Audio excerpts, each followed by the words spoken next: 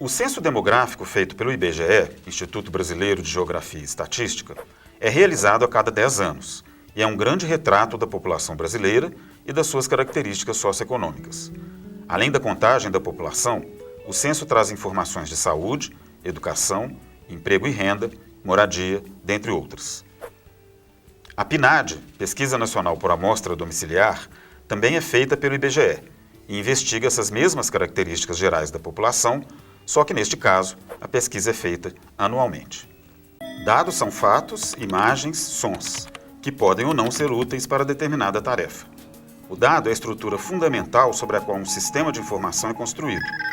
Quando atribuímos valores e significados aos dados, eles se transformam em informação. A informação é o dado tratado. É o dado ganhando uma interpretação lógica de seu usuário. Os dados sem contextualização não são capazes de informar. A representação pode ser total ou parcial. O produto final da cartografia é o mapa. As cartas são representações gráficas de grande escala, como, por exemplo, as cartas cadastrais. As cartas cadastrais são plantas urbanas com grande precisão métrica e possuem grandes escalas, maiores de 1 por 5.000. As cartas topográficas, que contêm detalhes altimétricos, utilizam as escalas médias, situadas entre 1 por 25.000 e 1 por 250.000. Já os mapas são representações gráficas de pequena escala. Os mapas apresentam os seguintes elementos fundamentais: título, escala, ano, coordenadas geográficas, projeções cartográficas e datum. Escala é o elemento que estabelece a relação ou a proporção entre a dimensão real de um lugar e sua representação no mapa.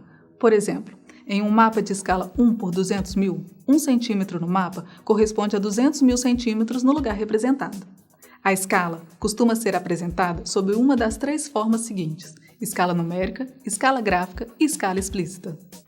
A escala numérica é representada sob a forma de uma razão, 1 por 200.000. A escala gráfica é representada por uma linha reta graduada. E a escala explícita indica diretamente quantos quilômetros do terreno correspondem a 1 centímetro no mapa.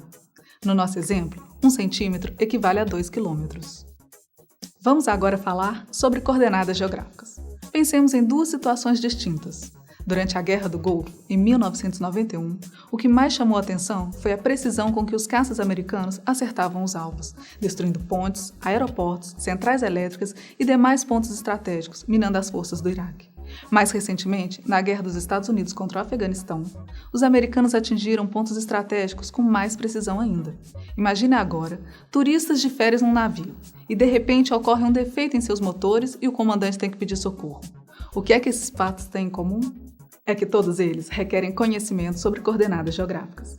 A localização de pontos ou lugares na superfície da Terra é feita por coordenadas geográficas, através dos paralelos e meridianos. Os paralelos nos mostram as latitudes e os meridianos as longitudes. Paralelos são linhas imaginárias horizontais, traçadas paralelamente ao Equador.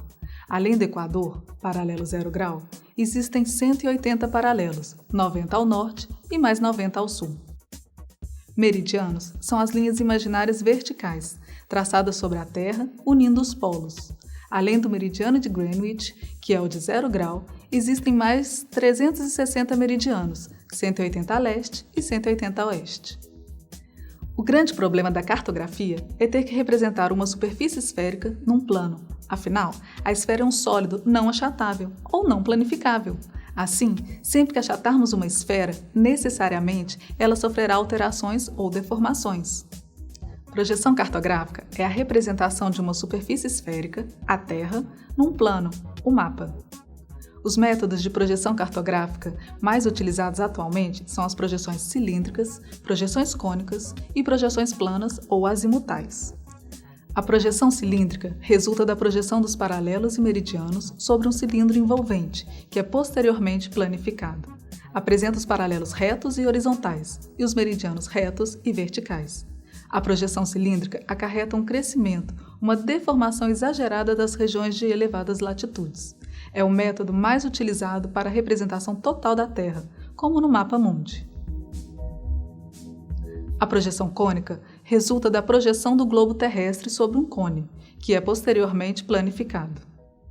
Esse tipo de projeção apresenta paralelos circulares e meridianos radiais, isto é, retas que se originam de um único ponto. A projeção cônica é usada principalmente para a representação de países ou regiões de latitudes intermediárias. A projeção plana resulta da projeção da superfície terrestre sobre um plano a partir de um determinado ponto.